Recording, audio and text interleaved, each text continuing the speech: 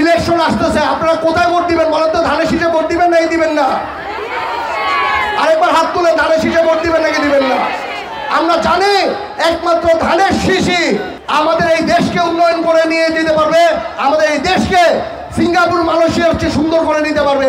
নারীদের জন্য 50 লাখ কার্ড দিবে, যে কার্ডের মাধ্যমে আপনি বাসায় বসে থাকলেও আপনি সংসার চালানোর জন্য আপনি 10,000 টাকা করে আপনি বাসায় বসে যেতে পারেন। আজকে আপনারা জানেন আমাদের এই দেশটি অন্তিম কালে চলে গেছে, কারণ আমাদের এই দেশটাকে শোষণ করে অন্যান্য দেশ, ইভেন আমাদের কিছু মহল আর কিছু পরিবার এই দেশটাকে শেষ করে দিয়েছে।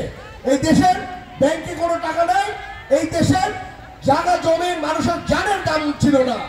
আজকে চেষ্টা চলছে এই দেশে যাতে মানুষকে মানুষ হিসাবে গণ্য করা হয়, যাতে ব্যাংকগুলি যাতে ঠিক করে চলে, এর জন্য চেষ্টা চলছে। আরো ভালো চলতো যদি এই দেশে একটি গণতান্ত্রিক সরকার আসতো, কারণ গণতান্ত্রিক সরকার একমাত্র পারে এই দেশকে সামনে এগিয়ে নেওয়ার জন্য। এর জন্য এই সরকারকে আমি অকুল আবেদন জানাই যাতে অতি শীঘ্রই যাতে নির্বাচন দিয়ে নির্বাচিত সরকারের কাছে যাতে এই দেশটি যাতে দেয়। আজকে আমি তারাবো পৌরসভার কিছু মানুষের এখানে যে সমস্যাগুলি বলছেন আপনারা, যে গ্যাসের সমস্যা, আসলে গ্যাসের কোনো সমস্যা আপনাদের না।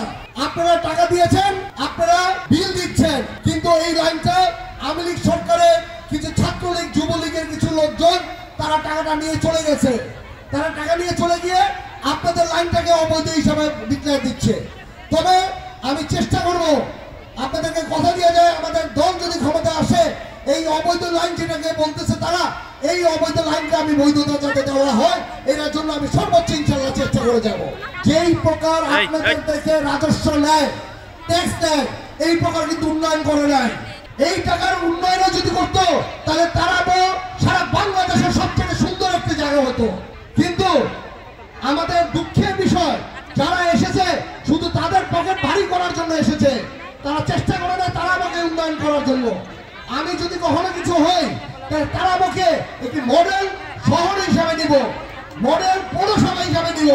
নারায়ণগঞ্জ পৌরসভা যেমন সুন্দর, তার চেয়ে 100 গুণ সুন্দর ইনশাল্লাহ তারাবো পৌরসভাকে ইনশাল্লাহ আমি করে ছাড়বো।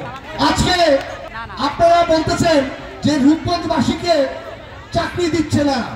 আপনার এইখানে এত ইন্ডাস্ট্রি রেখে এত কিছু করে তারা হাজার হাজার কোটি টাকা রূপগঞ্জে থেকে কামিয়ে যাচ্ছে আমাদের ইন্ডাস্ট্রির মালিকরা, কিন্তু আমাদের রূপগঞ্জে মানুষের তারাবো মানুষকে চাকরি দেয় না।